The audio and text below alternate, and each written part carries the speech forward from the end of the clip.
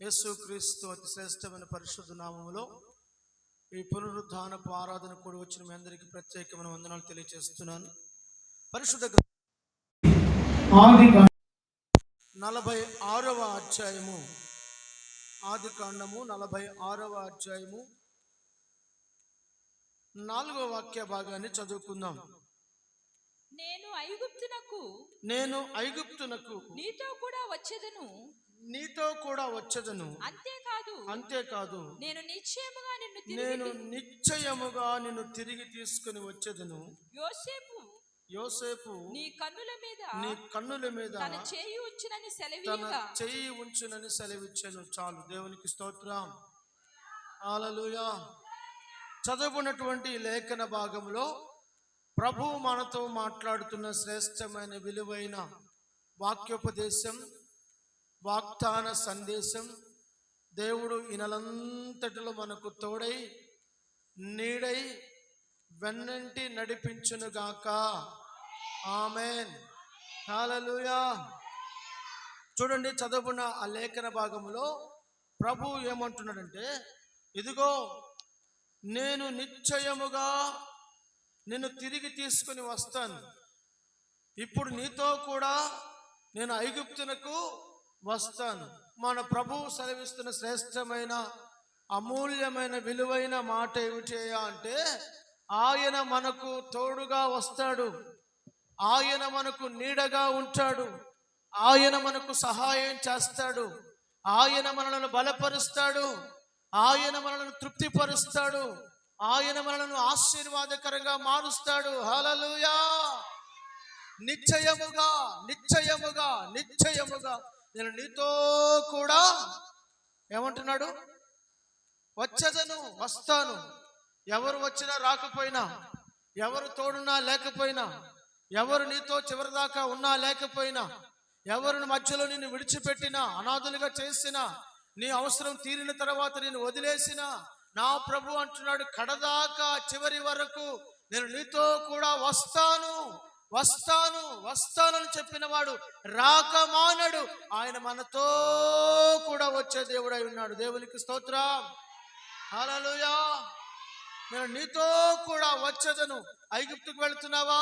ఐగుప్తు కూడా నీతో వస్తాను. నువ్వు ఎక్కడికి వెళితే అక్కడికి నీతో కూడా వచ్చే దేవుడు ఉన్నాడు. మనుషులు ఏమంటారు తెలుసునా? నువ్వు అక్కడికి వెళితే నేను రాను, నాకు వాళ్ళకి గిట్టదు. నువ్వు వాళ్ళ దగ్గరికి వెళితే నువ్వు వెళ్ళు, ఒక్కదాన్ని వెళ్ళు, కానీ నేను రాను అంటారు. కానీ నా ప్రభు అంటున్నాడు, నువ్వు ఎక్కడికి వెళ్ళుచున్నా సరే నేను నీతో కూడా వచ్చే దేవుడినై ఉన్నాను, నీతో కూడా పాలు పంచుకునే దేవుడినై ఉన్నాను, నీతో కూడా నడిచే దేవుడినై ఉన్నాను, నీతో వస్తూ నీతో ముచ్చడిస్తూ మార్గం అంతటిలో నీతో సంభాషిస్తూ నిన్ను ఆదరించి నడిపించి పోషించే అద్భుతకరమైన దేవుడుగా ఆయన మన జీవితాల్లో తోడై ఉన్నాడు. కనుకనే ఈ రోజు వరకు మన సజీవముగాను, ఆరోగ్యముగాను, సమృద్ధిగాను, క్షేమముగాను, సంతృప్తిగా జీవించడం ప్రభు కృప కలుగ చేసినందుకు చేతులెత్తి స్తోత్రం చెల్లిద్దామా? హల్లెలూయా. అందుకనే ప్రభు అంటున్నాడు, తప్పక వస్తాను. ఎలా వస్తాడంట? చూడండి, దేవుని వాక్యంలో నుంచి నిర్గమకాండము 20వ అధ్యాయం, దానికంటే ముందు హోషేయ గ్రంథము 6వ అధ్యాయము 3వ వాక్య భాగాన్ని చదువుకుందాం. హోషేయ గ్రంథము 6వ అధ్యాయము 3వ వాక్య భాగాన్ని చదువుకుందాం. యెహోవాను గూర్చిన జ్ఞానము సంపాదించుకొనుటకు ఆయనను అనుసరించుదము రండి. ఉదయము తప్పక వచ్చు రీతిన ఆయన ఉదయించును, వర్షము వలె ఆయన మన యొద్దకు వచ్చును. భూమిని తడుపునట్టి తొలకరి వర్షము, కడవరి వర్షము వలె ఆయన మన యొద్దకు వచ్చును. దేవునికి స్తోత్రం, హల్లెలూయా. చదువుని లేఖన భాగంలో దేవుని వాక్యం ఈ విధంగా సెలవిస్తా ఉంది, తప్పక వచ్చు రీతిగా. ఏది ప్రతిరోజు వచ్చేది, తప్పకుండా వచ్చేది ఏంటి? సూర్యోదయం. అక్కడ రాయబడిన మాట అదే. ప్రతి ఉదయము ప్రతి సూర్యోదయము తప్పక వచ్చు రీతిగా ఆయన ఉదయించును, వర్షము వలె ఆయన మన యొద్దకు వచ్చును. భూమిని తడుపునట్టు తొలకరి వర్షము, కడవరి వర్షము వలె ఆయన మన యొద్దకు వచ్చును. నా ప్రభువు నీ దగ్గరికి రావడానికి ఏమాత్రం సందేహించేవాడు కాదు. నా ప్రభు నీతో కూడా జీవించడానికి, నిన్ను బలపరచడానికి, నిన్ను స్థిరపరచడానికి, నిన్ను విస్తరింప చేయడానికి, నిన్ను ఆశీర్వదించడానికి, నీకు క్షేమాభివృద్ధి కలుగ చేయడానికి, నీ ప్రతి మార్గములో నీతో కూడా వచ్చువాడు నీ దేవుడైనా యెహోవా. ఆయన నిన్ను ఎన్నడూ ఎప్పటికీ చెయ్యి విడివని దేవుడు, నీ భుజమును తట్టువాడు, నీ కన్నీరు తుడిచేవాడు, నిన్ను ఆదరించి ఓదార్చువాడు, నిన్ను నడిపించి పోషించువాడు, నీ బాధను పంచుకునేవాడు, నిన్ను నడిపించే గొప్ప తండ్రిగా, ఆయన భుజములపై నిన్ను మోసే గొప్ప తండ్రిగా, భారము బాధ్యత కలిగిన వాడు నా ప్రభువైన యేసుక్రీస్తు. హల్లెలూయా. ఆయన సెలవిస్తున్న మాట చూడండి.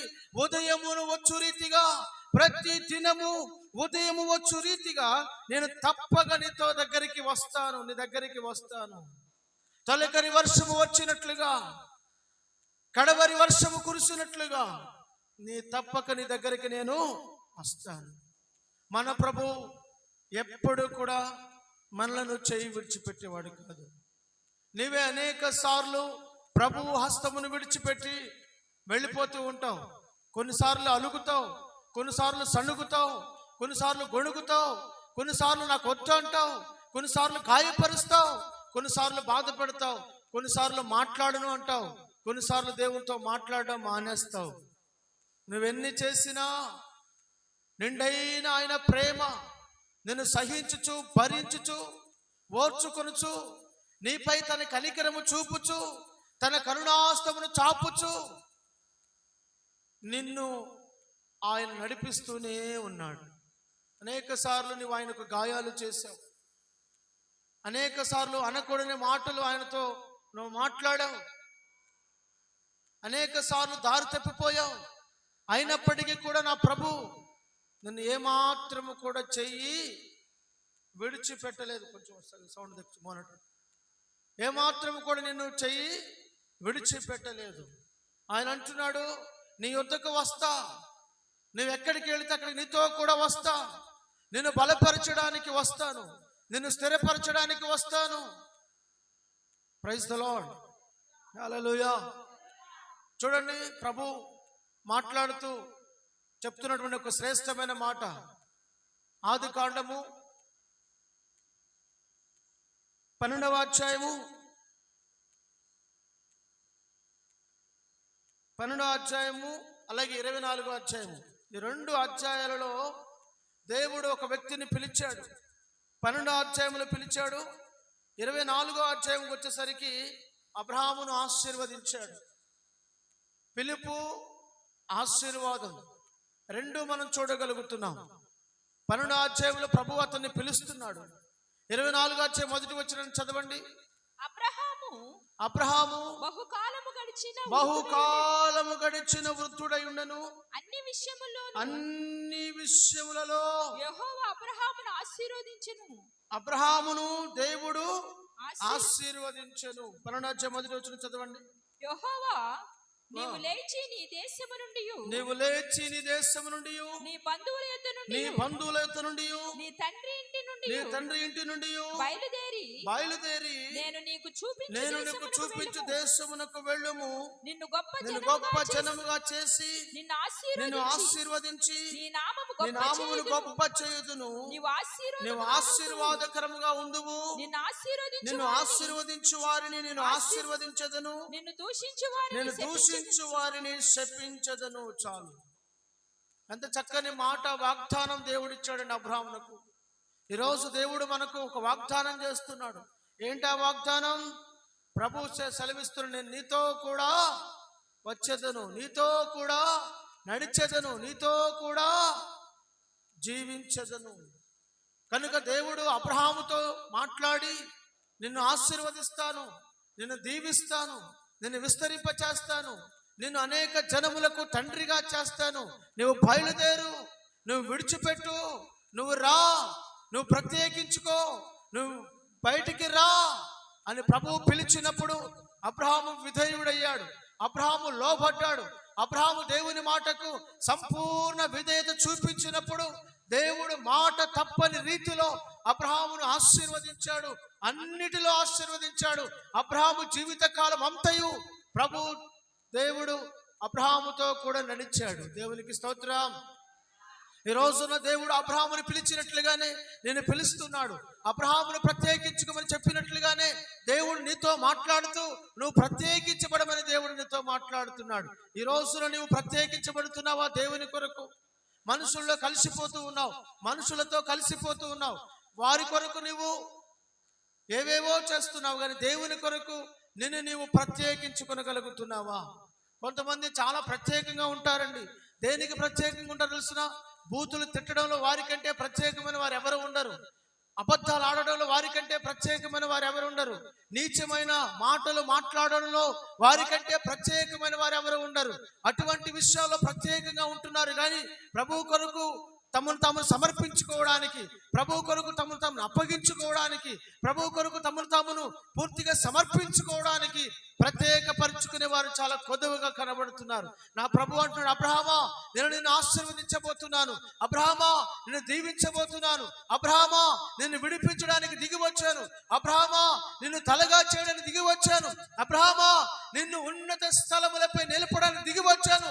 రా, నీవు విడిచిపెట్టవలసిన వాటిని విడిచిపెట్టి నన్ను వెంబడించు, నా మాట నువ్వు గైకొను, నా సన్నిధిలో నిందారహితుడుగా నువ్వు నడుచుకో, నేను నిన్ను ఆశీర్వదిస్తానని చెప్పిన దేవుడు మాట తప్పని రీతిగా అబ్రహామును అన్ని విషయాలలో కొద్దువేమీ లేకుండా, కొరతేమీ రాకుండా సమృద్ధిగా పోషిస్తూ నడిపిస్తూ కన్న తండ్రి వలె మార్గమై, ఆయనే దీపమై, ఆయనే వెలుగై, ఆయనే తన కనులకు మార్గదర్శకమై చెయ్యి పట్టి వెన్ను తట్టి చక్కని ఆలోచన చెప్పి నడవలసిన మార్గాల్లో ఏమాత్రము కూడా తూచా తప్పకుండా ఆయన నడిపిస్తూ తన కృపను తనపై వెల్లడి చేస్తూ ఆయన అభిషేకముతో నడిపిస్తూ దినము క్షేమాభివృద్ధిని కలుగ చేస్తూ ఉన్నత స్థలములపై అబ్రహాము నిలిపిన నా దేవుడు ఈ రోజు నిన్ను ఆశీర్వదించడానికి పిలుస్తూ ఉండగా నీవు దిగి రాగలిగితే, నీవు విడిచిపెట్టగలిగితే, నీవు ప్రత్యేకపరచుకోగలిగితే నా దేవుడు మాట ఇచ్చిన దేవుడు నెరవేర్చడానికి సమర్థుడై ఉన్నాడు.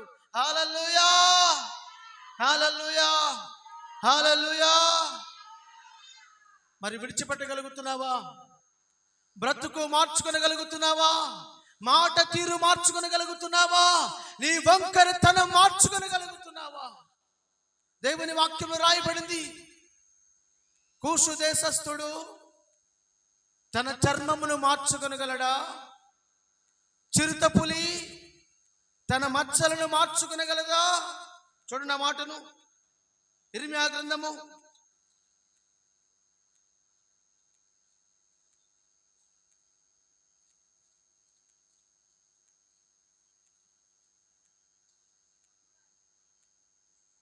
13వ అధ్యాయము 23వ వచనం. 13:23. కూషు దేశస్థుడు తన చర్మమును మార్చుకొనగలడా? చిరుతపులి తన మచ్చలను మార్చుకొనగలదా? మార్చుకొనగలుగుతుందా? మారుతుందా? ఏమండి, కూషు దేశస్థుడు అంటే ఎవరు? నల్ల జాతీయులు. నల్ల జాతీయులు ఎలా ఉంటారు? నల్లగా ఉంటారు. చిరుతపులి ఎలా ఉంటుంది? మచ్చలుగా ఉంటుంది. చిరుతపులి తన మచ్చలను మార్చుకొనగలదా? కూషు దేశస్థుడు తన చర్మమును తెలుపు చేసుకొనగలడా? ఎలికి తోక తెచ్చి ఏడాది రుద్దిన నలుపు నలిపే గాని తెలుపు రాదు అన్నట్లుగా ఉంది జీవితాలు. సంవత్సరాల తరబడి దేవుని మందిరానికి వస్తున్నా, సంవత్సరాల తరబడి దేవుని వాక్యాన్ని వింటున్నా, సంవత్సరాల తరబడి దైవ సేవకులతో ప్రార్థనలు చేయించుకుంటూ ఉన్నా, సంవత్సరాల తరబడి అభిషేక తైలమని అభిషేకించబడుతూ ఉన్నా, సంవత్సరాల తరబడి ఉపవాసాలు చేస్తూ ఉన్నా, సంవత్సరాల తరబడి మందిరానికి వెళుతూ ఉన్నా, సంవత్సరాల తరబడి ప్రార్థనలు చేస్తూ ఉన్నా, వాక్యం చదువుతూ ఉన్నా, మార్పు లేని జీవితాలు అనేకముగా ఉన్నాయి. దేవుడు అంటున్నాడు, కూషు దేశస్థుడు తన చర్మమును మార్చుకొనగలడా? చిరుతపులి తన మచ్చలను మార్చుకొనగలదా అని ప్రశ్నిస్తూ మాట్లాడుతున్నాడు. చదవండి, కంటిన్యూ చేయండి. మార్చుకొనగలిగిన ఎడల కీడు చేయుటకు అలవాటు పడిన మీరును మేలు చేయవల్లపడును. కాబట్టి అడవి గాలికి పొట్టు ఎగురునట్లు నేను వారిని చెదరగొట్టెదను. ఎవరిని దేవుడు చెదరగొడతానంటున్నాడు? పొట్టును. గాలికి పొట్టు ఎగురునట్లుగా మార్పు లేని జీవితాలను నేను ఎగరగొట్టేదను అంటున్నాడు. మార్పు చెందని జీవితాలను నేను తొలగించదను అంటున్నాడు. మార్పు చెందని జీవితాలను నేను కాల్చివేసేదనని దేవుడు మాట్లాడుతున్నాడు. మార్పు చెందని జీవితాలను నేను నాశనము చేసేదని ప్రభువు మాట్లాడుతున్నాడు. ఈ భయంకరమైన దుర్దినాలలో, అపాయకరమైన దినాలలో మనం ఉన్నాం. ఇది అంత్యకాలము. ఏ కాలము? అంత్యకాలము, అపాయకరమైన కాలము. ఎక్కడ చూసినా క్షేమము లేని కాలము, సమాధానము లేని కాలము.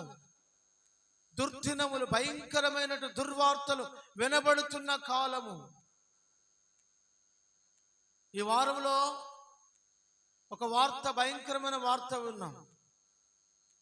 ట్రైన్లో కొంతమంది పోకిరి పిల్లకాయలు అల్లరి చేస్తూ ట్రైన్కు నిప్పంటుకుంది, కాలిపోతుందని చెప్పి కేకలు వేయడం ప్రారంభించారు. ఇక వెంటనే ట్రైన్లో ఉన్న వాళ్ళందరూ కూడా ఆ సౌండ్ విని, ఆ మాటలు విని, ఆ కేకలు విని ఎక్కడ వాళ్ళు అక్కడ బయటకు దూకేయడం ప్రారంభించారు. బయటకు దూకేయడం ప్రారంభిస్తే అటుగా ఇంకొక ట్రాక్ మీద అటు నుంచి ఎదురుగా వస్తున్న ట్రైన్ వస్తూ ఉంది. ఈ దూకేసిన వారందరూ కూడా ట్రైన్ కింద పడి వేల మంది చనిపోయారు. వాస్తవం తెలిసిన ట్రైన్కి నిప్పు అంటుకోలేదు, ఏమీ లేదు. పుకారు పుట్టించారు కుర్రాడు. ఎంత భయంకరమైన పరిస్థితి చూసారా? క్షేమము లేదు, నెమ్మది లేదు. ఏ వాహనాలు నమ్మదగినవి కావు, ఏ వస్తువులు నమ్మదగినవి కాదు, ఏ మనుషుడు నమ్మదగిన వాడు కాదు. నమ్మదగిన దేవుడు ఒకే ఒక్కడు, ప్రభు అయిన యేసుక్రీస్తు. హల్లెలూయా, హల్లెలూయా. కనుక దేవుడు నమ్మదగిన ఆ దేవుని అబ్రహాము ఎరిగి ఉన్నాడు. అబ్రహాము దేవుని నమ్మాడు. దేవుడికి తన జీవితాన్ని అప్పగించుకున్నాడు. ప్రభువు కొరకు తన జీవితాన్ని సమర్పించుకున్నాడు, ప్రత్యేకపరుచుకున్నాడు. దేవుడు అబ్రహామును ఆశీర్వదించాడు. అబ్రహాముతో కూడా దేవుడు మాట్లాడుతూ ఉన్నాడు. ప్రతిరోజు దేవుడు అబ్రహాముతో మాట్లాడుతున్నాడు, అబ్రహాము దేవునితో మాట్లాడుతున్నాడు. వారిద్దరి మధ్య ఏం కలిగి ఉన్నారు? ఒక మంచి అనుబంధం. ఏంటది? అనుబంధం కలిగి ఉన్నారు, మంచి సంబంధం కలిగి ఉన్నారు. ఈ రోజుల్లో సొంత బంధాలే తెగిపోతున్న రోజులు ఇవి. కడుపున పుట్టిన పేగు బంధాలే తెగిపోతున్న రోజులు ఇవి. కనుక బంధాలు, అనుబంధాలు, అనురాగాలు, ఆప్యాయతలు అన్నీ కూడా కనుమరుగైపోతున్నాయి. ఆత్మీయుల యొక్క క్షేమం, ఆత్మీయుల యొక్క సహవాసం తెగిపోతున్న నేటి దినాల్లో మనం జీవిస్తూ ఉండగా నా ప్రభువు వాగ్దానం చేస్తూ మాట్లాడుతున్న మాట ఏంటంటే, నేను నీతో కూడా వచ్చేదను. ఉదయము తప్పక వచ్చు రీతిగా, సూర్యోదయం వచ్చు రీతిగా, ప్రతి ఉదయము తప్పక వచ్చు రీతిగా నేను నీ యొద్దకు వచ్చేదను. వర్షము కురియునట్లుగా నీ యొద్దకు వచ్చేదను. కడవరి వర్షము కురియునట్లుగా నీ యొద్దకు వచ్చేదను. నా ప్రభు వస్తానని చెప్పిన తర్వాత రాకమానడు. కనుక నీవు సిద్ధపడవలసిన అవసరత ఉంది. నీవు ప్రభువుని ఎదుర్కొనుటకు సిద్ధపడవలసిన అవసరత ఉంది. కనుక నా ప్రభు మాట ప్రకారము నిన్ను నీవు ప్రత్యేకపరచుకుందువుగాక. ఆమేన్. ఆదికాండము 18వ అధ్యాయం 10వ వచనం చదువుకుందాం. ఆదికాండము 18వ అధ్యాయము 10వ వచనం. అందుకు ఆయన, మీదటికి ఈ కాలమును యొద్దకు నిశ్చయముగా మరలా వచ్చేదను. అప్పుడు నీ భార్య అయిన శారాకు ఒక కుమారుడు కలుగునని చెప్పెను. శారా ఆయన వెనుక నుండి గుడారపు ద్వారమందు వినుచుండెను. అబ్రహామును శారాయును బహుకాలము గడిచిన వృద్ధులై ఉండిరి. చాలు, దేవునికి స్తోత్రం. చదువుకున్నటువంటి లేఖన భాగంలో మనందరికీ తెలిసిన విషయమే అయినను జస్ట్ అలా జ్ఞాపకం చేస్తున్నాను. ఇప్పుడు వారి జీవితంలో ఐశ్వర్యం ఉంది, ధనముంది, పనివారున్నారు, మంచి పేరు ప్రఖ్యాతులు ఉన్నాయి. కానీ ఒక కొదువ మిగిలిపోయింది అబ్రహాము జీవితం. ఏం మిగిలిపోయింది? ఒక లోటు, ఒక చిన్న లోపం అతనిలో ఉండిపోయింది. ఒక వెలితి అతని జీవితంలో ఉండిపోయింది. ఏంటి ఆ వెలితి అంటే? పిల్లలు లేరు. ఏం లేరు? పిల్లలు లేరు. ఆస్తి ఉంది, ఐశ్వర్యం ఉంది, పనివారు ఉన్నారు, విస్తారమైన సంపద ఉంది, అన్నీ ఉన్నాయి, కానీ అనుభవించడానికి పిల్లలు లేరు. అందుకని అబ్రహాము దీనస్థితిని ఎరిగిన దేవుడు అబ్రహాము దగ్గరికి తానే వచ్చాడు. ఎవరు వచ్చారు? దేవుడే వచ్చాడు. దేవుడే వచ్చి, మరలా వస్తాను అబ్రహాము, మరలా నీ దగ్గరికి వస్తాను, మరలా వచ్చే సమయానికి నీ కౌగిటిలో కుమారుడు ఉంచాడు, నీ కౌగిటిలో కుమారుని ఎత్తుకొని ఉంటావు అని అంటే, ఆ మాట ఎవరు విన్నారు? శారాయి విని నవ్వుతూ ఉందట. శారా విని ఏం చేస్తుంది? నవ్వుతా ఉంది. ఎందుకని? ఎందుకు నవ్వింది? దేవుడే చెప్తే ఎందుకు నవ్వొచ్చింది? ఇప్పుడు మనం చెప్పామనుకోండి, ఒక 70 ఏళ్ళు వచ్చిన వృద్ధులను పట్టుకొని, భార్య భర్తలను పట్టుకొని, 75-80 సంవత్సరాలు వచ్చిన ఇద్దరు ముసలోళ్ళను పట్టుకొని, తాతగారు, మామగారు, దేవుడు మీకు పిల్లల్ని ఇస్తాడు అని అన్నాం అనుకోండి, చూసారా, మీరందరూ నవ్వుతున్నట్టుగా వాళ్ళు కూడా నవ్వుతారు. అర్థమవుతుందా? ఆ వయసులో పిల్లలు కలగడం ఏంటండి, విచిత్రం కాకపోతే అంటారు కదా. అట్లాగే శారాయి కూడా నవ్వుతా ఉంది. ఈ వయసులో పిల్లల స్త్రీ ధర్మం ఉడిగిపోయింది, నా భర్త ముసలివాడైపోయాడు, చర్మమంతా ముడతలు పడిపోయింది, ఇప్పుడా పిల్లలు అని, ఇది జరిగే పనేనా అని నవ్వుతా ఉంది. నా ప్రభు గమనించి అంటున్నాడు, నువ్వెందుకు నవ్వుతున్నావు? దేవుడు చెప్పిన ఏ మాట నిరర్థకం అవుతుందా? తప్పక నువ్వు నీ కౌగిటిలో ఒక కుమారుని చూస్తావని చెప్పి వెళ్ళిపోయాడు. Praise the lord, hallelujah. చూడండి, నిత్య నిబంధన చేసిన దేవుడు మన జీవితంలో కొదువ ఏదైతే ఉందో అది ఆయనకు తెలుసు. నీ జీవితంలో కొదువ, కొరత, లేమి, దుఃఖం, వేదనకు కారణం, నీ బాధకు కారణం ఏదైతే ఉందో అది నా ప్రభువుకు తెలుసు.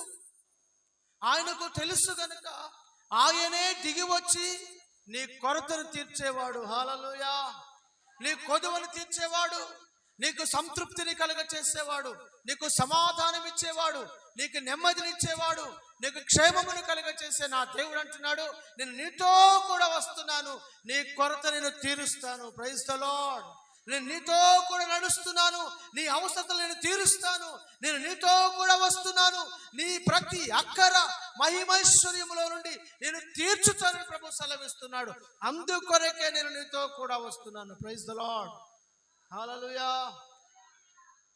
ప్రభువే మనతో వస్తే, రాజే మనతో ఉంటే, రాజే మనతో అడుగులు వేస్తే ఇంకా కొరత ఏముందండి? కొరత ఏముంది? మనతో పాటు మనం నడుస్తూ ఉంటే ఎమ్మెల్యే వచ్చి మీతో కూడా నేను నడుస్తాను రండి అని చెప్పి మన చేయి పట్టుకుని నడిచాడు అనుకోండి, ఇక మన ఫీలింగ్స్ ఎలా ఉంటాయి చెప్పండి? మారిపోతాయి. మన నడక మారిపోతాయి, మన స్టైల్ మారిపోతాయి, ఇక మన భాష మారిపోతాయి. ఎందుకని? చూసావా నా పక్కన ఎవరు నడుస్తున్నారో, ఏమనుకున్నావు నేనంటే? అర్థమవుతుందా? ప్రభు అంటున్నాడు, నేను నీతో కూడా నడుస్తాను, నీతో కూడా వస్తాను, నువ్వు వెళ్ళు ప్రతి స్థలం దగ్గరికి వస్తాను. ఎందుకు వస్తావయ్యా?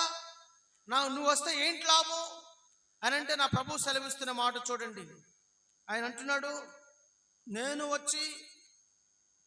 వచ్చి నీవు అడుగు పెట్టు ప్రతి స్థలములోనికి నీతో కూడా వచ్చి నిన్ను ఆశీర్వదిస్తాను, నిన్ను దీవిస్తాను, నిన్ను వర్ధిల్ల చేస్తాను ప్రభు సెలవిస్తున్నాడు.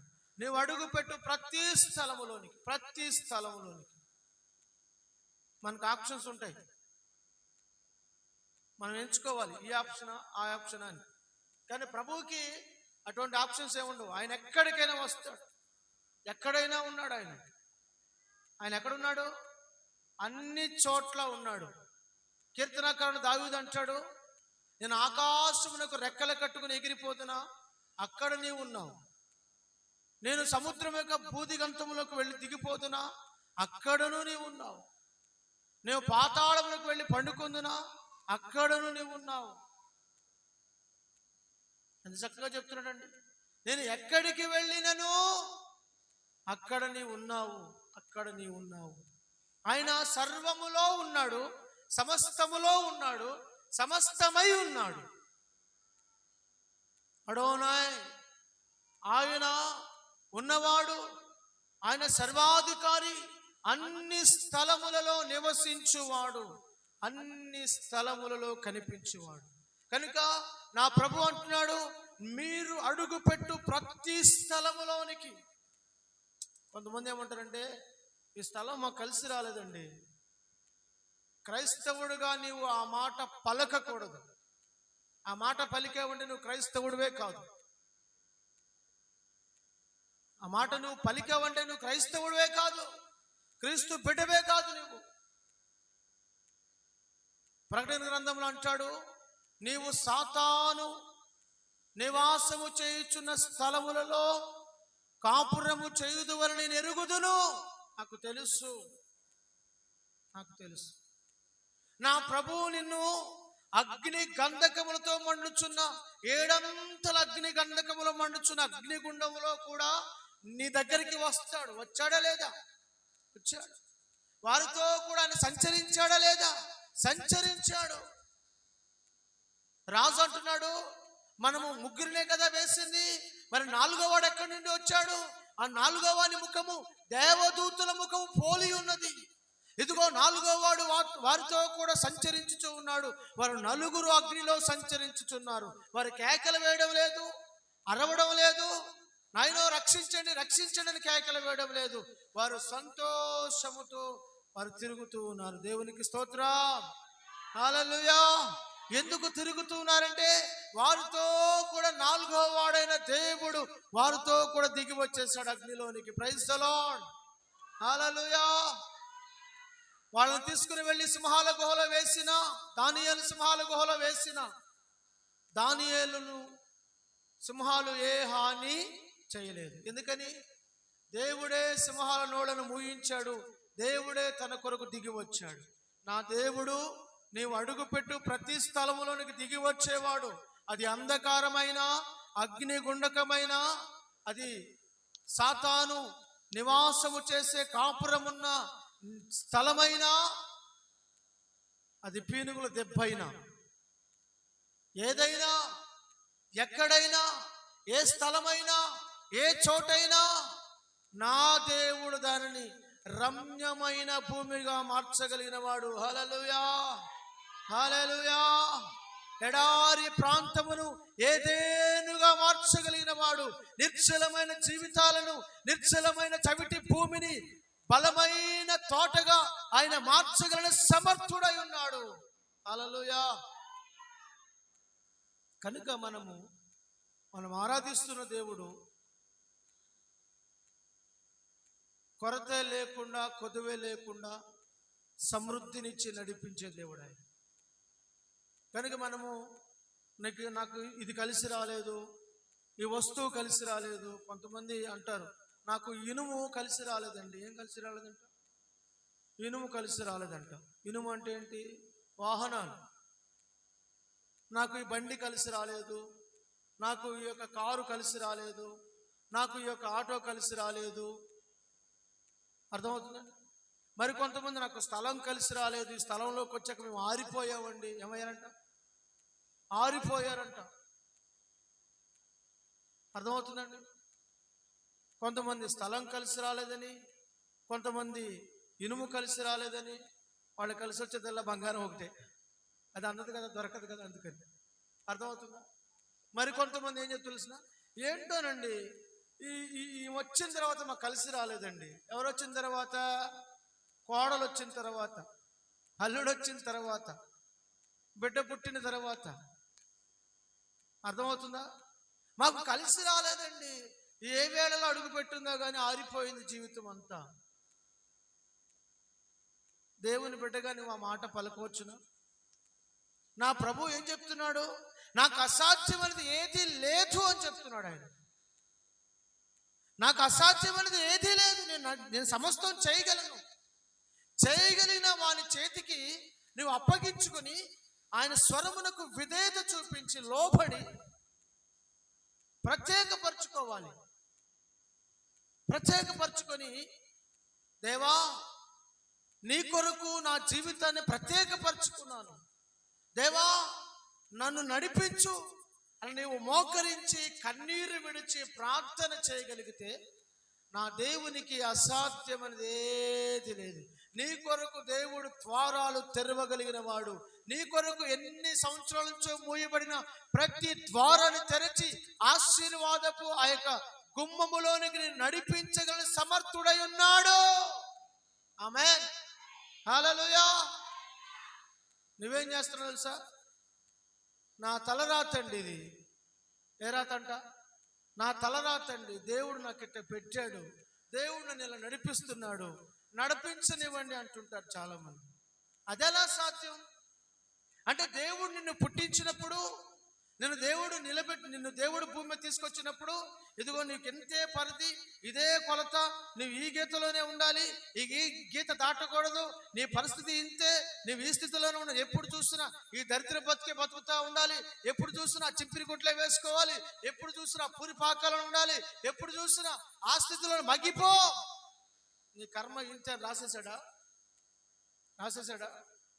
ఆయన ఏమని మనల్ని ఆశీర్వదించాడు?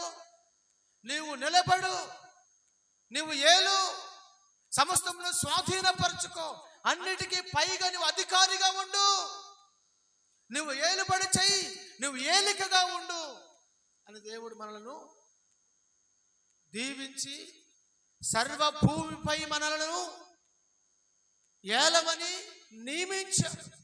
తన పోలిక, తన రూపం, తన అధికారం మనకిచ్చాడు.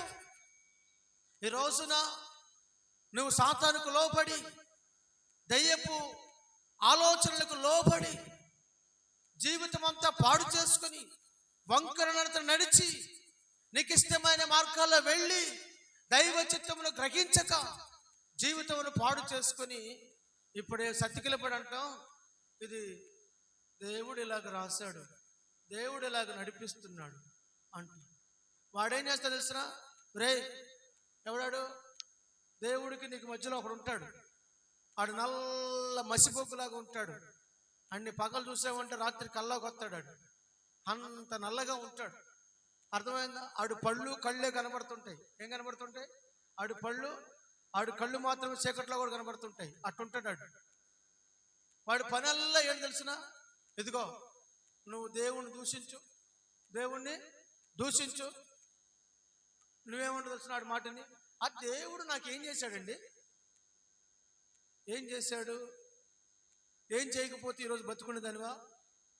మందిరానికి వచ్చేదానివా? ప్రార్థన చేసేదానివా?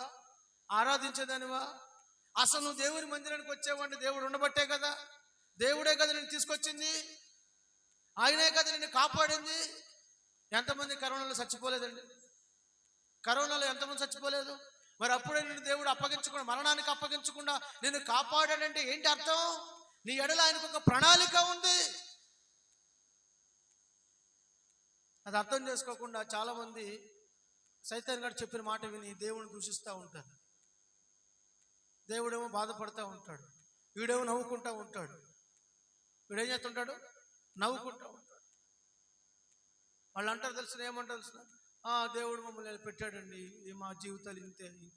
ఆడు బాగా నిన్ను తొక్కుపెట్టి, కాళ్ళ కింద నిన్ను తొక్కుపెట్టి, ఇది నీ కర్మరా, ఇది నీ తలరాతరా, దేవుడు నీకు ఇంతే రాశాడురా, నువ్వు ఇట్లాగే బతకరా, లేచావు పొడిచేత అని చెప్పి నిన్ను కాళ్ళ కింద తొక్కుపెట్టి చేత్తో ఒక ఆయుధం తీసుకొని లెగిసేవండి పొడిచేస్తాను, అక్కడే ఉండి దేవుని దూషిస్తా ఉండి అంటాడు. నిన్ను బంధించి ఉంచాడు. నువ్వు బంధకములో ఉన్నావు. నీ బంధకమును గుర్తించాలి. ఏ బంధకము నిన్ను బంధించిందో, ఏ కట్లు నిన్ను కట్టేసాయో, ఏ సాతాను యొక్క పాపపు కట్లు నిన్ను కట్టిపెట్టి ఉంచాయో, నేను ఆశీర్వదించబడకుండా, నేను దీవించబడకుండా, దేవునికి ఇష్టము లేనిది ఏదో నాలో ఉంది, నువ్వు దాన్ని గుర్తించి దాన్ని విడిచిపెట్టి దాన్ని దూరం చేసి ప్రభువు కొరకు నువ్వు సాగగలిగితే నా ప్రభువు నిన్ను ఆశీర్వదించేవాడు.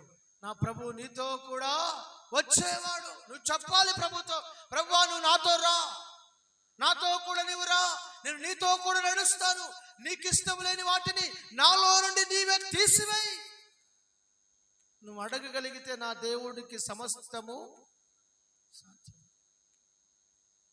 బలవంతంగా నీ లోపలికి కొంచెం చోటు వచ్చేస్తాను, నేను వచ్చేస్తాను చెప్పి కొద్దిగా సందు దొరుకుతూ దూరుకొని వచ్చేవాడు కాదు నా దేవుడు. అర్థమైందండి? అటెండేవాడు కాదు నా దేవుడు. బలవంతంగా ఆయన ఏది చేయడు. నువ్వు ఇష్టపూర్వకంగా ద్వారం తెరిస్తే ఆయన లోపలికి వస్తాడు. నువ్వు నాతో రా ప్రభు అంటేనే వస్తాడు. అడుగుడి మీకు, వెదకుడి మీకు, తట్టుడి మీకు, అడుగు ప్రతివానికి. కనుక నువ్వు అడగాలి ప్రభు దగ్గర, అడిగి పొందుకోవాలి.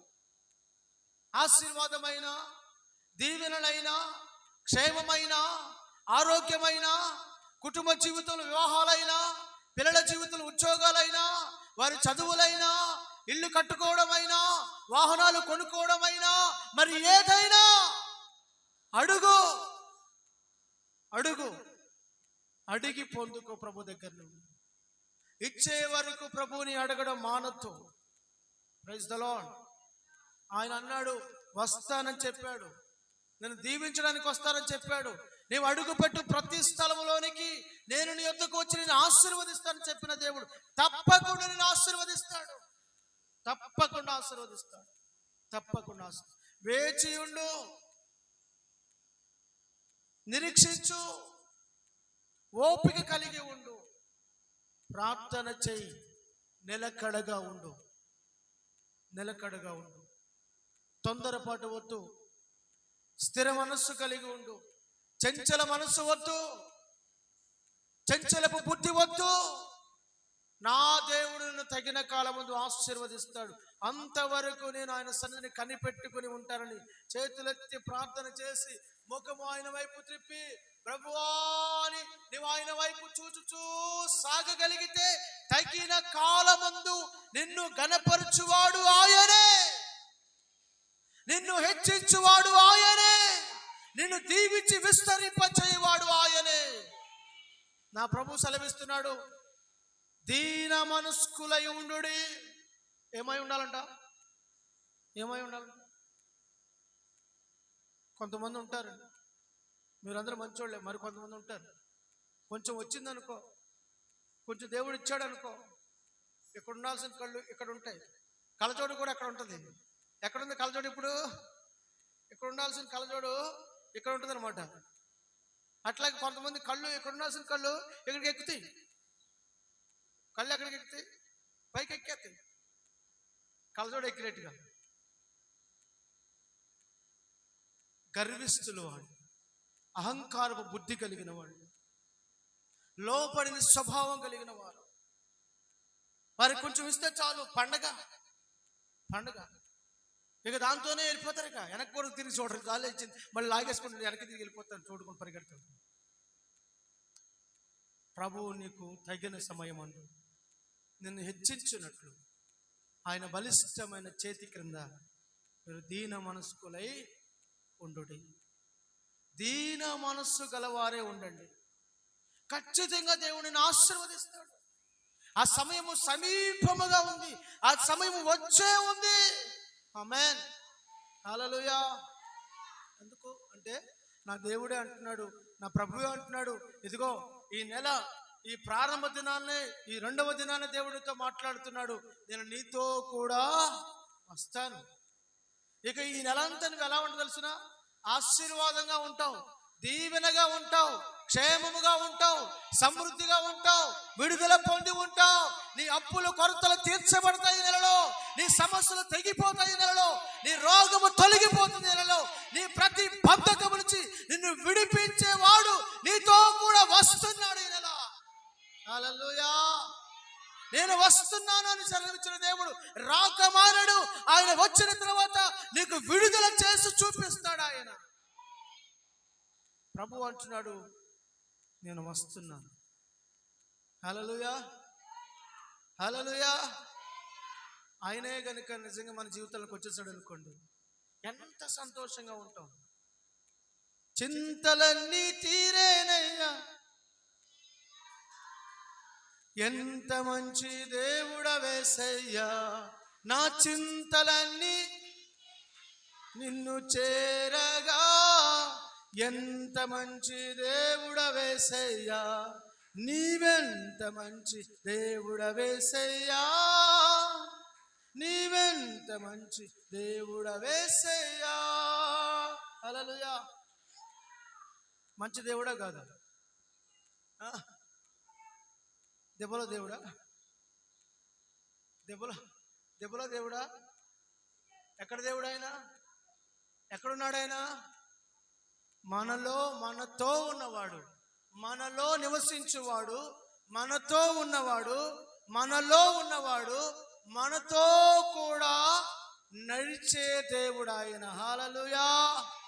ఇదిగో యుగ సమాప్తి వరకు సదాకాలం నేను నీతో కూడా వచ్చేదను, నడిచేదను, ఉంటాను అని చెప్పినవాడు, ఉంటానని చెప్పినవాడు. మోషే అడుగుతున్నాడు, అయ్యా వారు అడుగుతారు నన్ను ఎవరు పంపించారని వారు అడుగుతారు, వారికి నేనేం చెప్పాలి? నీ పేరేంటి? మోషే నేను ఎవరు పంపించారని వాళ్ళు అడిగినప్పుడు నేను వాళ్ళకి ఏం సమాధానం చెప్పాలి? దేవుడు అన్నాడు, నేను ఉన్నవాడను అనువాడనై ఉన్నానని చెప్పు. నేను ఉన్నవాడను అనువాడనై ఉన్నానని చెప్పు. ఆయన ఉన్నవాడు, జగత్తు పునాది వేయబడక మునిపే ఉన్నవాడు, జగత్తు పునాది వేయబడక ఉన్నవాడు, అంతము వరకు యుగాయుగములు ఉండువాడు ఆయన. ఆమేన్. ఆది అంతము ఆయనకు లేదు, కాలముతో ఆయనకు సంబంధము లేదు, సమయముతో సంబంధము లేదు, దేనితో ఆయనకు సంబంధము లేదు. ఆయన ఉన్నవాడు, తరతరములు యుగాయుగములు ఆయన ఉండువాడు. Praise the lord. హల్లెలూయా. కనుక మన దేవుడు ఉన్నాడు, ఆయన మనతో వస్తాడు. ఆయన వచ్చాడు అనుకో, రోగం ఏమవుతుంది, వ్యాధి ఏమవుతుంది, సంఖ్యలు ఏమవుతాయి, బంధకాలు ఏమవుతాయి, దయ్యపు శక్తులు ఏమవుతాయి, తెగిపోతాయి. యేసు వచ్చాడు ఈ భూమి మీదకి. యేసు రాకమునుపు అనేక మంది బంధించబడి ఉన్నారు. యేసు వచ్చిన తర్వాత అనేక మందిని విడిపించాడు. ఈ రోజున ఆయన వచ్చాడు కనుకనే ఈ రోజు మనం జీవించుచున్నాము. ఆయన వచ్చాడు కనుకనే మన ఉనికి ఉంది. ఆయన వచ్చాడు కనుకనే కాలము విభజించబడింది. ఆయన వచ్చాడు కనుకనే ఈ నెల, ఈ దినం, ఈ డేట్ మనం వేయగలుగుతున్నాం, లేకపోతే లేనే లేదు. హల్లెలూయా. మానవుని ఉనికి ఎవడు అవునన్నా కాదన్నా జగమెరిగిన సత్యం, చరిత్ర ఎరిగిన సత్యం అని తెలుసున ఆయన రాకపోతే కాలము లేదు. కాలాన్ని రెండుగా విభజించడానికి వచ్చాడు. శక పురుషుడిగా, యుగ పురుషుడిగా వచ్చాడు. క్రీస్తు శకము, క్రీస్తు పూర్వమును విభజించడానికి వచ్చాడు. ప్రతి మనిషిని ఆశీర్వదించడానికి వచ్చాడు. పోగొట్టుకున్న దాన్ని, తొలగించుకున్న దాన్ని, అమ్మి వేసుకున్న దాన్ని, చెరిపి వేసుకున్న దాన్ని, నష్టపరుచుకున్న దాన్ని, పోగొట్టుకున్న దాన్ని తిరిగి మరలా ఇవ్వడానికి నా ప్రభు అయిన యేసుక్రీస్తు దిగి వచ్చాడు. నశించిన దాన్ని వెనక్కి రక్షించుటకు యేసు ఈ లోకానికి వచ్చి మన జీవితాన్ని రక్షించి మన జీవితానికి విలువ తెచ్చాడు. ఆమేన్. విలువ లేని మన జీవితాలకు ఆయన విలువనిచ్చాడు. యోగ్యత లేని మన జీవితాలకు యోగ్యతను కలుగ చేశాడు. బంధించబడిన మన జీవితాలకు విడుదలనిచ్చాడు. క్షేమము లేని మన జీవితాలకు క్షేమమును కలుగ చేస్తాడు. అపవాది కట్ల చేత బంధించబడిన మనల్ని ఆయన విడిపించాడు. దేవుని వాక్యం అంటుంది, చూడండి, దినవృత్తాంతాల 2వ గ్రంథం 32వ అధ్యాయం 30వ వచనం. దినవృత్తాంతాల 2వ గ్రంథం 32వ అధ్యాయము 30వ వచనం. హిజ్కియా గీహోను కాలువకు ఎగువన కట్ట వేయించి దావీదు పట్టణపు పడమటి వైపునకు దానిని తెప్పించును. హిజ్కియా తాను పూనుకొనిన సర్వ ప్రయత్నముల యందును వృద్ధి పొందెను. చాలు.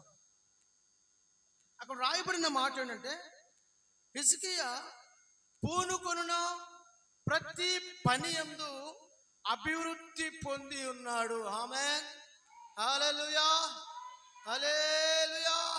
తాను పూనుకున్న ప్రతి పని యందు అభివృద్ధి చూస్తున్నాడు. ఎందుకు అభివృద్ధి చూస్తున్నాడు, అది ఆ విషయం చెప్పాలనుకుంటున్నాను. కారణం ఏమిటి అంటే, అభివృద్ధి పొందడానికి ప్రధానమైన కారణం దేవుడు హిజ్కియాకు తోడై ఉండెను. ఆమేన్. హిజ్కియా వెళ్ళిన ప్రతి చోట దేవుడు అతనికి జయమిచ్చుచూ ఉండెను. అతడు వెళ్ళిన స్థలమెల్లా కూడా జయమును అతడు చూస్తూ ఉన్నాడు. అతని జీవితంలో ఒక గొప్ప విజయాన్ని దేవుడు అతనికి కలుగ చేస్తూ ఉన్నాడు. అందుకని దేవుని వాక్యం అంటుంది, హిజ్కియా దేవుడు తోడుగా ఉన్నాడు కనుక హిజ్కియాకు అతడు జయమును పొందుతూ వచ్చాడు, నెమ్మది పొందుతూ వచ్చాడు, క్షేమమును పొందుతూ వచ్చాడు.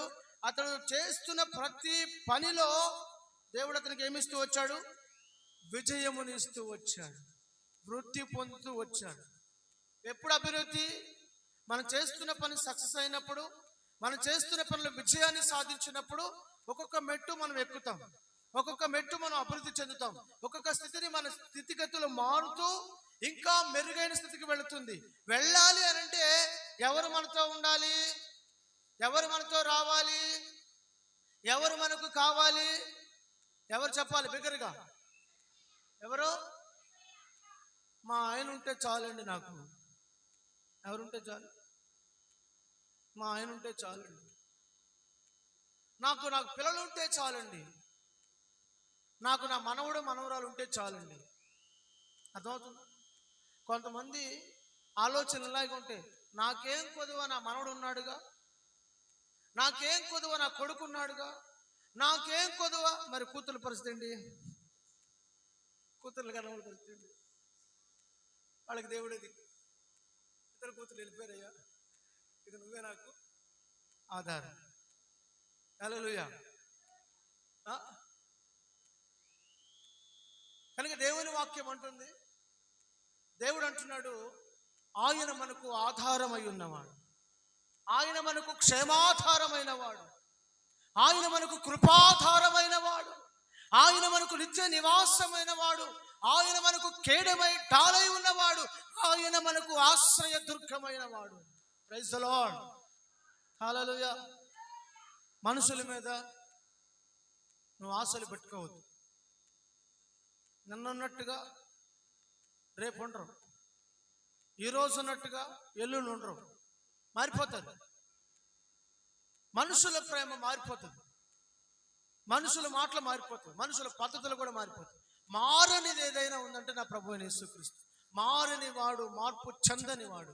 ఆయన అంటున్నాడు, ఆయన మనకు తోడు రావాలని కోరుకోండి. ఇదిగో హిజ్కియా జీవితంలో ప్రభువు అతనికి తోడుగా ఉన్నాడు కనుక అతడు ఏ పని పూనుకున్నా, ఎక్కడికి వెళ్ళినా అభివృద్ధి, అభివృద్ధి, అభివృద్ధి.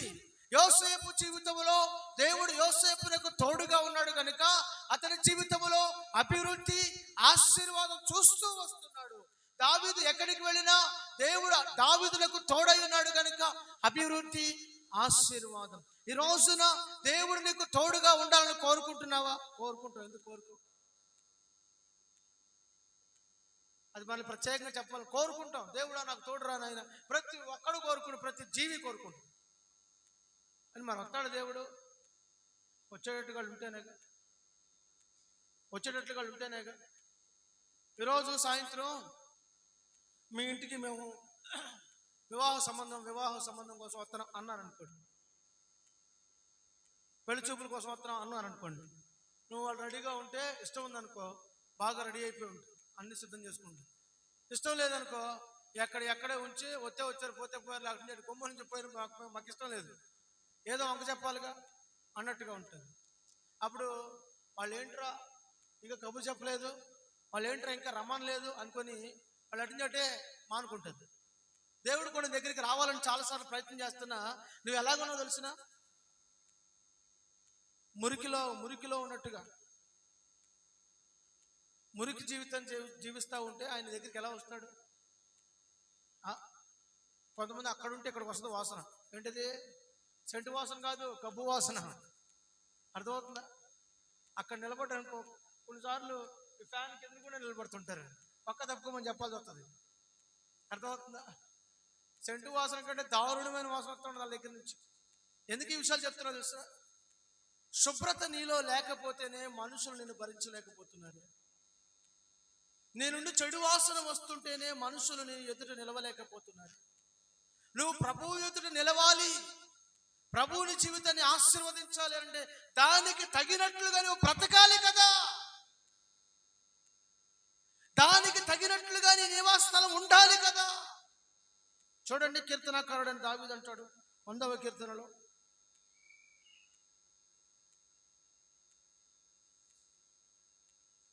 నూట 1వ కీర్తన 2వ చరణం,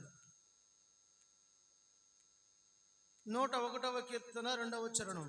నిర్దోష మార్గమున వివేకముతో ప్రవర్తించదును. నువ్వు ఎప్పుడు నా యొద్దకు వచ్చేదవు? నువ్వు ఎప్పుడు నా దగ్గరికి వస్తావయ్యా? నా ఇంట నేను యథార్థ హృదయముతో ప్రవర్తిస్తున్నాను. రా, వెల్కమ్ అంటున్నాడు దేవుణ్ణి. ప్రభువుని పిలుస్తున్నాడు, ప్రభువా రా, నా ఇంట నేను యథార్థంగా ఉన్నానయ్యా, ఇప్పుడు నువ్వు రావడానికి నేను యోగ్యుడిని, రండి అంటున్నాడు. నేను అంటున్నాను, నువ్వు ప్రభువుని పిలవడానికి, ప్రభువు నీలోనికి రావడానికి నీ జీవితాన్ని నువ్వు పరిశుద్ధపరచుకుంటున్నావా? అదేంటండి, ప్రభు ప్రతి పాపి హృదయంలోనికి వస్తాడు కదా, వస్తాడు. మొదటిసారి పాపి హృదయంలోనికి వస్తాడు, పాపము నుండి తొలగిస్తాడు, విడిపిస్తాడు. మరలా నువ్వు బుద్ధిపూర్వకంగా పాపం చేసి చెడిపోతూ ఉంటే ఆయన బయటికి వెళ్ళిపోతాడు. ఆయన బయటికి వెళ్ళిపోయిన తర్వాత మరలా రాడు. మరలా ఆయన రావాలంటే నిన్ను నువ్వు పరిశుద్ధపరచుకోవాలి. మొదటిసారి ప్రభువైన యేసుక్రీస్తు ఎవరి కోసం వచ్చాడు? పాపుల కొరకు వచ్చాడు. రెండవసారి ఎవరి కోసం రాబోతున్నాడు? పరిశుద్ధుల కొరకు రాబోతున్నాడు. ఈ విషయాన్ని గుర్తుపెట్టుకోండి. మొదటిసారి పాపుల కొరకు వచ్చాడు, రెండవసారి ఎవరి కోసం రాబోతున్నాడు? పరిశుద్ధులను తీసుకుని వెళ్ళటకు రాబోతున్నాడు. అది రెండవ రాకడ. Praise the lord, hallelujah. కనుక దేవుడు నీతో కూడా వస్తే, దేవుడు నీతో కూడా నడిస్తే, నువ్వు ఏ పని పూనుకున్నా, ఎక్కడికి వెళ్ళినా, ఏ కార్యం చేసినా దేవుడు నిన్ను ఆశీర్వాదకరంగా ఉంచుతాడు, క్షేమంగా ఉంచుతాడు. కొంతమంది ఇక్కడ వేలు పెడతారు, అది కలిసి రాలేదని ఇందులో వేలు పెడతారు, ఇది కలిసి రాలేదని ఇక్కడికి వెళ్తారు, ఇక్కడ లేదని అక్కడికి వెళ్తారు, అక్కడ లేదు ఇక్కడ చేస్తారు. కొంతమంది విచిత్రంగా ఉంటారు, అప్పు చేస్తారు, ఇక్కడ ఈ అప్పు తీర్చడానికి ఇక్కడ అప్పు చేస్తారు, దీన్ని పూడుస్తారు. అది కొంటే ఆ గుంట కొంటే ఈ గుంట పూడిస్తే ఆ గుంట కనబడుతుంది. మళ్ళీ ఆ గుంట పూడ్చడానికి ఇక్కడ గుంట తీసి ఆ గుంట పూడుస్తారు, ఆ గుంట పూడిస్తే మళ్ళీ ఇక్కడ గుంట ఉంటుంది. మళ్ళీ దీన్ని పూడ్చడానికి అక్కడ గుంట తీస్తారు, ఆ గుంట దీన్ని పూడిస్తే మళ్ళీ అక్కడ పోయి కనబడుతుంది. మొత్తం మీద గుంట కొంటే, మొత్తం మీద అప్పు అప్పే. కొంతమంది జీవితాలు అంతే. కారణం తెలిసిన ఆశీర్వాదం లేదు, దేవుడు వారి జీవితంలో లేడు, దేవుడు వారి జీవితాల్లో నడవడం లేదు. నీ ప్రతి సమస్యను తీర్చడానికి నా ప్రభు సరిపోయినవాడు, చాలినవాడు. నిన్ను హెచ్చించడానికి, గణపరచడానికి, నీ తల పైకెత్తడానికి, నిన్ను ఉన్నత స్థలములపై నిలపడానికి ఆయన సరిపోయినవాడు, చాలినవాడు. ప్రైజ్ ది లార్డ్, హల్లెలూయా.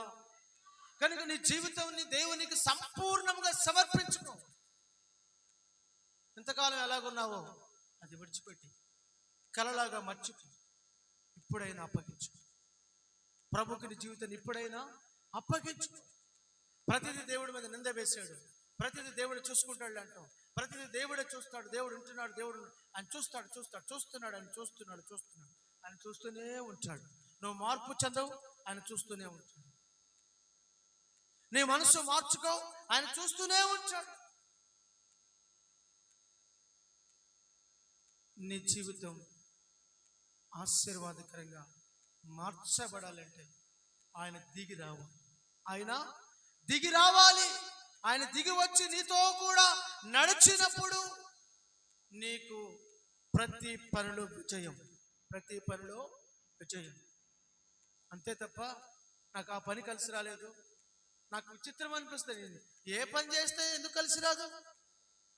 నాకు ఆ పని కలిసి రాలేదండి, నాకు ఆ ఇల్లు అచ్చుబాటు రాలేదండి, నాకు ఆ మనుషులు కలిసి రాలేదండి. వంక. కొంతమంది మనుషుల మీద నెట్టేస్తారు, పక్కన వాళ్ళ మీద నెట్టేస్తారు. అదే కదా మానవ బుద్ధి, అదే కదా మనిషి బుద్ధి. నెట్టేయడమే కదా పక్కన వాళ్ళ మీద. వాళ్ళ వల్ల నేను చెడిపోయానండి, వాళ్ళ వల్ల నేను పాడైపోయానండి, వాళ్ళ వల్ల నేను ఎట్లా అయిపోయానండి. అసలు నువ్వు దేవుని మీద ఆధారపడితే నీకోసం ఏమైనా చేయగలిగిన వాడు కదా ఆయన. నేను అంటాను, నీవు దేవుని కొరకు సమర్పించుకోగలిగితే నీ కొరకు అడ్డుపడలు పడగొట్టగలిగిన వాడు, నీ కొరకు సంఖ్యలు తెంచగలిగిన వాడు, నీ కొరకు ఏదైనా ద్వారాన్ని తెరవగలిగిన వాడు కదా. అదే కదా ఆయన సామర్థ్యం, అదే కదా ఆయన శక్తి, ఔన్నత్యం. నువ్వు దాన్ని ఛేదించడం నీకు చేతకాక దేవుడి మీద నిందేసేస్తావు, మనుషుల మీద నిందేసేస్తావు. కనుక ఈ రోజున నా ప్రభు అంటున్నాడు, నేను వస్తాను, నేను నీతో కూడా నడుస్తాను, నిన్ను అభివృద్ధి పరచడానికి వస్తున్నాను, నిన్ను స్వస్థపరచడానికి వస్తున్నాను, నిన్ను దీవించడానికి వస్తున్నాను, నీ బ్రతుకు మార్చడానికి వస్తున్నాను, నీ సంఖ్యల నుంచి నిన్ను విడిపించడానికి వస్తున్నా, నీ బానిసత్వం నుంచి విడుదల చేయడానికి వస్తున్నానని ప్రభు మాట్లాడుతున్నాడు. దేవునికి స్తోత్రం. మత్తయి సువార్త 8వ అధ్యాయము 7వ వచనం. మత్తయి సువార్త 8వ అధ్యాయము 7వ వచనం. త్వరగా చదవాలి, త్వరగా ఫాస్ట్గా చదవాలి. ఎవరు ముందుగా బైబిల్ తీస్తే వాళ్ళు చదవండి. వారిని స్వస్థపరచమని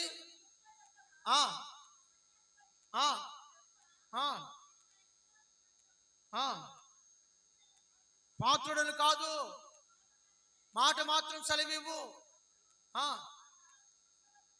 హల్లెలూయా.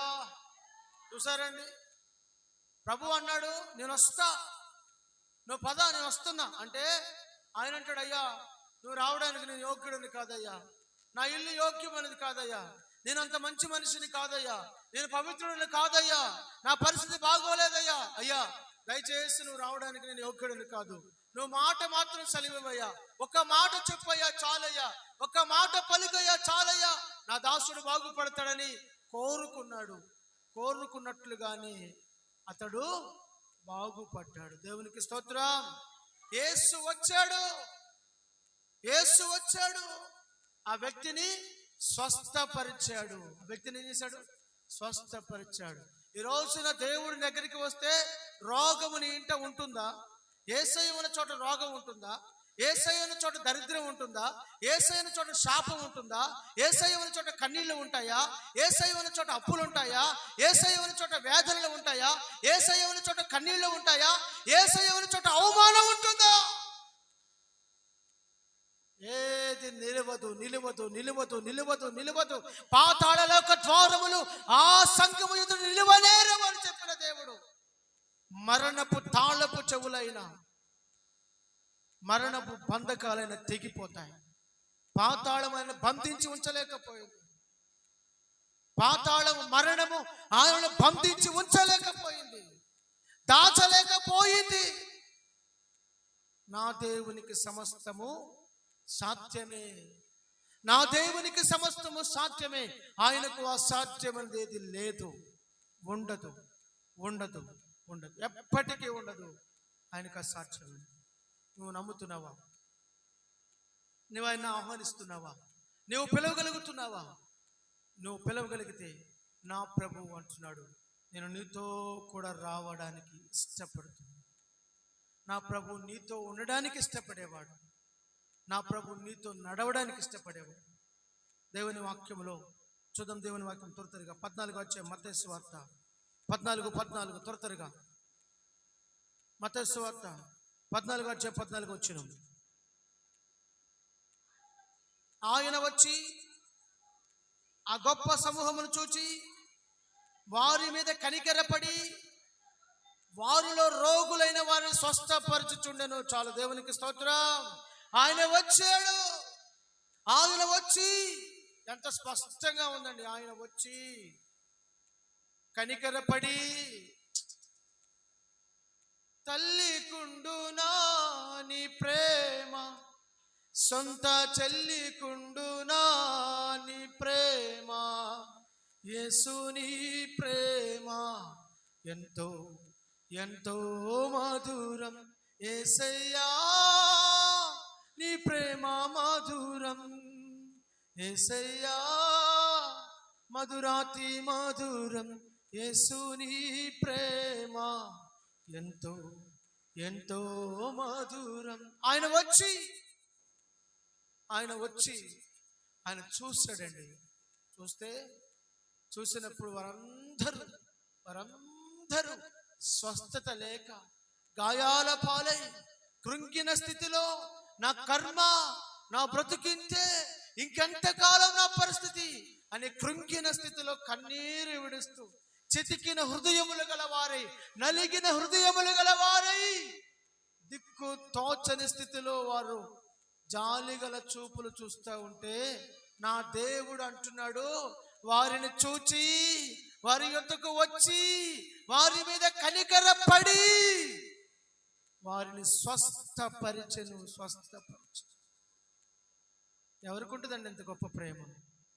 నీ స్థితిని చూసి, నీ పరిస్థితి చూసి నీ మీద జాలిపడి అయ్యో పాపం అని ఒక 1000 రూపాయలు నీ చేతిలో పెట్టేవారు ఉన్నారా ఈ తరములో? కనీసం కూరగాయలు తీసుకొచ్చేవారు ఉన్నారా ఈ తరములో? అయ్యో ఏం వండుకున్నావు, ఏమి తిన్నావు అని అడిగేవారు ఉన్నారా? అడిగితే ఎక్కడ ఇవ్వాల్సి వస్తుందో అని అడగకుండా మౌనంగా ఉండే తరం ఈ తరం.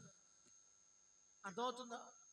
ఫోన్ చేస్తే నీ పరిస్థితి చెప్తావు, జాలి పడాల్సి వస్తుందేమో, రేపొద్దున నేను ఎంత చెప్పినా ఇవ్వలేదు అంటావేమోనని ఫోన్ కూడా చెయ్యని తరములో మనం ఉన్నాం ఈ రోజున. నా ప్రభు కనికరపడి, ఆయన జాలిపడి, ఆయన నీ మీద మనస్సు పడి, నీ స్థితిగతులను ఎరిగి, నీ పరిస్థితిని ఎరిగి ఆయన దిగి వచ్చే దేవుడు. ఆయన నిన్ను స్వస్థపరచడానికి వచ్చిన దేవుడు. ఆయన నీ స్థితిగతులను బాగు చేయడానికి వచ్చిన దేవుడు. చాలండి మనకు ఆయన మనకు చాలు. వేరెవ్వరు ఇంకెవ్వరు అవసరం లేదు. ఆయన మనకు సరిపోయినవి. దేవునికి స్తోత్రం. హల్లెలూయా. లూకాసు వార్త 10:33 వచ్చిన త్వరగా నేను ముగించబోతున్నాను. లూకాసు వార్త 10:33 ఫాస్ట్గా చదవాలి.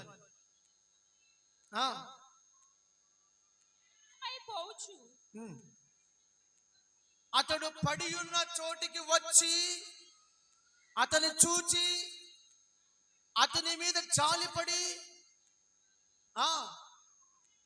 నూనెయు ద్రాక్షారసమును అతని గాయములను కట్టెను. చాలు. ఒకడు పడియునుడ చూచి మంచి సమరయుడు వలె ఆయన వచ్చాడు. ఎలా వచ్చాడండి? మంచి సమరయుడిలాగా వచ్చాడు. అప్పుడప్పుడు మన ఇంటికి కూడా వస్తుంటారు, మంచి వ్యక్తుల్లాగా వస్తుంటారు, నమ్మించి గొంతుకొచ్చేస్తారు. మంచోళ్ళలాగా వస్తారు, మన బతుకులు నాశనం చేస్తారు. మంచోళ్ళలాగా వస్తారు, జీవితం దుర్భరం చేసేస్తారు. మంచి మాటలు చెప్తారు, గుండె కోత మిగిల్చి వెళ్ళిపోతారు. మంచిగా నటిస్తారు. నా ప్రభు మంచి సమరయుడు వలె వచ్చి గాయాల పాలై పడిన స్థితిలో ఉన్న అతను చూచి అతని మీద కనికరపడి నూనెయు ద్రాక్షారసమును ఇచ్చి అతన్ని బాగు చేశాడట. దేవునికి స్తోత్రం. హల్లెలూయా. అది నా యేసయ్య ప్రేమ. ఆయన వస్తే నీ గాయాలు కడతాడు.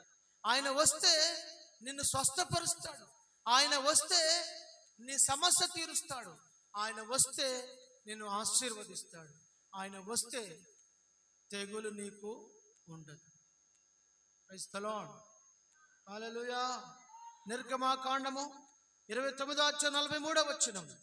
నిర్గమాకాండము 29వ అధ్యాయము 43వ వచనం. త్వరగా చదవాలి. అక్కడికి వచ్చి ఇశ్రాయేలులను కలుసుకొందును. విశ్రాంతి దినమున నేను మిమ్మల్ని కలుసుకొందును. అది నా మహిమ వలన పరిశుద్ధపరచబడును. అది నా మహిమ వలన పరిశుద్ధపరచబడిన స్థలము. నేను సాక్ష్యపు గుడారమును బలిపీఠమును పరిశుద్ధపరుస్తాను. నాకు యాజకులగినట్లు అహరోను అతని కుమారులను పరిశుద్ధపరచెదను. దేవునికి స్తోత్రం. ప్రభు అంటున్నాడు, నేను అక్కడికి వస్తాను. ఎక్కడికి వస్తాడు? ఆయన గుడారములోనికి ఆయన వస్తాడు. రండి మీరు అక్కడికి. అదిగో అది నా పరిశుద్ధ స్థలం. ఇదిగో ఇది నా దేవుని మందిరం. ఇదిగో ఆయన ఇక్కడ దిగి వచ్చాడు. వాక్య రూపముగా మీతో మాట్లాడుతున్నాడు. వాక్య రూపంలో మీతో మాట్లాడుతున్నాడు.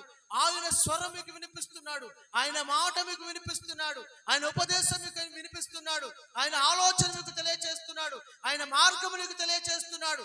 ఆయన వాక్య సందేశం నీకు అందిస్తున్నాడు. రండి, నేను మిమ్మల్ని ఇక్కడ కలుసుకొందును. ఎక్కడ ప్రభు మనల్ని కలుసుకునే స్థలం అంటే ఇదిగో నా ఆలయములో, నా గుడారములో, నా కెరూబుల ద్వారా నేను మిమ్మల్ని కలుసుకొనబోతున్నాను.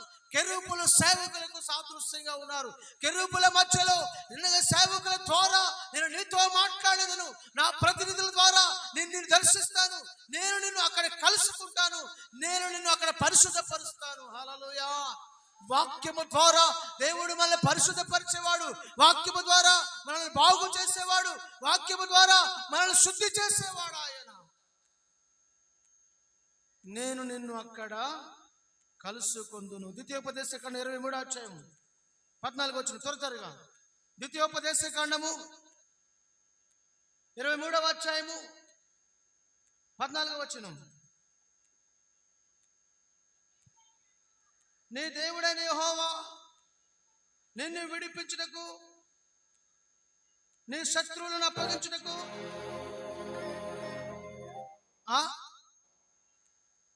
నీ పాళెములో సంచరించుచున్నాడు గనుక ఆయన నీలోనికి వచ్చి అసహ్యమైన ప్రతిదాన్ని తీసివేస్తాడు. Praise the lord. హల్లెలూయా. చదవని వాక్య భాగంలో ఆయన పరిశుద్ధమైన స్థలంలోనికి రాబోతున్నాడు. కనుక నీవు పరిశుద్ధంగా జీవించు. నేను అక్కడ కలుసుకునబోతున్నాను. నేను అక్కడ ఆశీర్వదించబోతున్నాను. నేను దీవించబోతున్నాను ప్రభు సెలవిస్తున్నాడు. కనుక ఈ దినమున ప్రభు సన్నిధిలో నీవు పరిశుద్ధపరచుకొని, శుద్ధి చేసుకొని, నీ ప్రాణాత్మ దేహ శరీరములను ప్రభు చేతికి అప్పగించుకొని పరిశుద్ధమైన ఫలాలను పాలు పొందగలిగితే నిన్ను దేవుడు ఉన్నతమైన స్థలంలో నడిపించబోతున్నాడు. ఆ కృప నీకు దేవుడు అనుగ్రహించును గాక. అందరూ మోకరించి ప్రభు సన్నిధిలో ప్రార్థన చేస్తారు. నేను మీ మధ్యలోనికి వస్తున్నాను. నేను మీ మధ్యలోనికి వచ్చి నివాసము చేయబోతున్నాను. నిన్ను ఆశీర్వదించబోతున్నాను. నిన్ను దీవించబోతున్నాను. నిన్ను విడిపించబోతున్నాను. నీ కట్లను తెచ్చబోతున్నాను. అపవాది కట్టిన ప్రతి కట్ల నుంచి ఈ దినమున నిన్ను విడిపించబోతున్నాడు. ఈ మాసములను దీవించబడబోతున్నావు. ఈ నెలలో దీవించబడబోతున్నావు. ఈ నెలలో దేవుని జీవితంలో గొప్ప మేలు చేయబోతున్నాడు. ఈ నెలలో నువ్వు ఆశీర్వాదకరంగా ఉంటావు. ఇది మొదలుకొని నువ్వు చూస్తావు. ఇది మొదలుకొని ఆయన కృప నిన్ను కమ్ముకొని ఉండడం నువ్వు చూడబోతున్నావు. ఇది మొదలుకొని ఆయన ప్రభావం నీతో కూడా రాబోతూ ఉన్న కృపను తలంచి కన్నీరు విడిచిన దేవునికి కృతజ్ఞతాస్తుతులు చెల్లించబోతున్నావు. ఇది ఆశీర్వాదకరమైన నెల. ఇది దీవెనకరమైన నెల. ఇది క్షేమకరమైన నెల. ఈ నెల నిన్ను దేవుడు ఉన్నత స్థలములపై ఎక్కించే నెల. నా ప్రభు నిన్ను సిగ్గుపరచడు. నా ప్రభు నిన్ను చేయి విడిచిపెట్టడు. నా ప్రభు నిన్ను విడిచిపెట్టడు. నా ప్రభు నిన్ను త్రోసివేయడు. ప్రార్థన చేయి. బిగ్గరగా స్వరమెత్తి ఎవరికి వారి వ్యక్తిగతంగా ప్రభు సన్నిధిలో ప్రార్థన చేసుకోండి. అయ్యో నా స్థితిగతులను మార్చండి తండ్రి. మార్పు చేయండి నాయన. నా పరిస్థితులను మార్చండి. నా స్థితిగతులను మార్చండి నాయన. అడుగుడి విడిపించావు. నేను అడుగుతున్నానయ్యా, నాతో కూడా రండి. నా బంధకం నుంచి నన్ను విడిపించండి నాయన. నా శ్రమల నుండి నన్ను విడిపించండి. నా అప్పుల సమస్యల నుంచి నన్ను విడిపించండి. నా కుమారులను విడిపించండి. నా కుమార్తెలను విడిపించండి. నా బిడ్డలను విడిపించండి. విడిపించు రాజా, విడిపించు. నాతో కూడా రండి నాయన. నా గుడారంలోనికి రండి. నా ఇంటిలోనికి రండి. నా నివాస స్థలంలోనికి రండి. అడుగు అడుగు, నోరు తెరిచి అడుగు అడుగు అడుగు. ప్రభువుని అడుగుతూ ఉండగానే ఆయన రావడానికి సిద్ధంగా ఉన్నాడు. ఆయన నీతో కూడా నడవడానికి, నీ స్థితిగతులను మార్చడానికి ఆయన సిద్ధంగా ఉన్నాడు.